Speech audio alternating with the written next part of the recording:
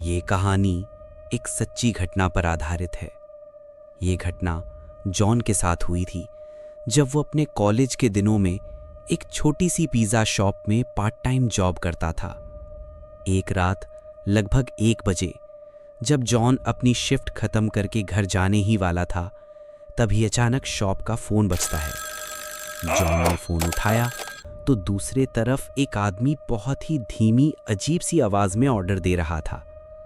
पहले तो जॉन ने मना करने का सोचा क्योंकि क्लोजिंग टाइम हो चुका था, लेकिन जैसे ही उस आदमी ने 4 लार्ज पिज़्ज़ाज ऑर्डर किए, जॉन ने तुरंत एक्सेप्ट कर लिया क्योंकि बड़े ऑर्डर का मतलब होता था अच्छी टिप, और उस वक्त जॉन को पैसे की बहुत ज़रूरत थी। जॉन पिज़्ज़ा लेकर तुरंत निकल पड़ा। एड्रेस सिटी के एक कोने में था, बिल्कुल सुनसान एरिया जहां से गुजरने में रात को किसी का भी खून सूख जाए। सड़क कच्ची थी, दोनों तरफ घना जंगल और अंधेरा ही अंधेरा। न स्ट्रीट लाइट, ना कोई आदमी, सिर्फ हवा की सीटी और जंगल की खामोशी। कुछ देर बाद जॉन एड्रेस पर पहुंचा और सामने एक पुराना क्रीपी सा मकान था। उस घर में कोई रोशनी नहीं जल रही थी। ऐसा लग रहा था जैसे सालों से वीरान पड़ा हो। जॉन के दिल में घबराहट हुई। उसने मैनेजर को कॉल किया, लेकिन बार बार फोन लगाने पर भी मैनेजर ने उठाया नहीं। आखिर में जॉन ने सोचा, बस एक बार चेक कर लेता हूं।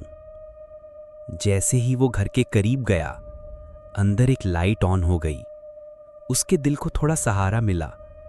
उसने डोरबेल बजाई और जोर से बोला, पिज़्ज़ा डिलीवरी। कुछ देर तक कोई जवाब नहीं आया। फिर उसने फिर बेल बजाई। तभी उसने अंदर से कदमों की आवाज सुनी, लेकिन दरवाजा भी बंद था। जॉन पलटने ही वाला था कि दरवाजा अपने आप खुल गया। थोड़ा डर के साथ जॉन अंदर घुसा। हॉल में हल्की सी रोशनी थी, लेकिन अंदर कोई नहीं था। उसने जोर से आवाज लगाई, हेलो, पिज़्ज़ा ऑर्डर किया था ना? तभी एक काली बिल्ली सोफा के नीचे से निकलकर एक कमरे की तरफ भागी, और जैसे ही बिल्ली अंदर घुसी, उस कमरे की लाइट और टीवी दोनों एक साथ ऑन हो गए। टीवी से बच्चों की हंसी और शोर शराबा सुनाई देने लगा। जॉन ने सोचा कोई मजाक कर रहा है। गुस्से में वो कमरे के अंदर घुसा और देखा वहां 2 छोटी लड़कियां बैठी थीं। दोनों उससे बिना पलक झपकाए अजीब तरीके से घूर रही थीं। जॉन ने थोड़ा गुस्से में कहा, मैं इतनी देर से बेल बजा रहा हूं, पिज़्ज़ा लेना है तो बोलो, पेमेंट कौन करेगा? पर लड़कियां चुप, बस घूरती रहीं। जॉन ने फिर कहा, देखो, मैं पिज़्ज़ा देने आया हूं, तुम्हारे घर में कोई बड़ा है क्या? और तभी दोनों लड़कियों की आंखें सफेद हो गईं। उनकी खामोशी एक डरावनी हंसी में बदल गई। धीरे से दोनों ने दरवाजे की तरफ इशारा किया। जॉन ने डर के मारे पीछे देखा और उसका खून जम गया। उसके बिल्कुल पीछे एक औरत का साया खड़ा था।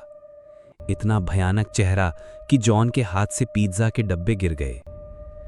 जॉन जान बचाने के लिए भागा, बाइक स्टार्ट की, लेकिन कुछ दूर जाते ही बाइक रुक गई। उसने देखा टायर पंक्चर था। घुटनों के कांपने लगे।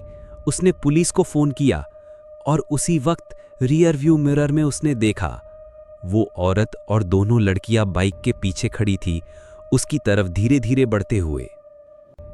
जॉन बाइक छोड़कर जंगल की तरफ भागा। एक बड़े पेड़ के पीछे छुपकर उसने दुआ मांगी कि कोई उसे बचा ले। दूर से पुलिस का सायरन सुनाई दिया तो वो अपनी बची हुई ताकत से वापस बाइक की तरफ दौड़ा। पुलिस वहां थी, लेकिन जब उन्होंने उस घर की तलाशी ली तो अंदर सिर्फ एक जंगल की बिल्ली मिली और कुछ नहीं। अगली सुबह जॉन को पता चला कि वो घर 3 साल से खाली पड़ा था। 3 साल पहले वहां एक औरत और उसकी 2 छोटी बेटियां रहती थीं, जिनका कत्ल कर दिया गया था। तब जॉन को समझ आया कि उस रात जिस औरत और लड़कियों को उसने देखा था, वो उनकी आत्माएं थीं जो शायद अब तक उस घर में कैद थीं। उस दिन के बाद जॉन ने पिज़्ज़ा डिलीवरी का काम हमेशा के लिए छोड़ दिया और आज भी जब वो रात याद आती है उसके रोम रोम में डर समा जाता है।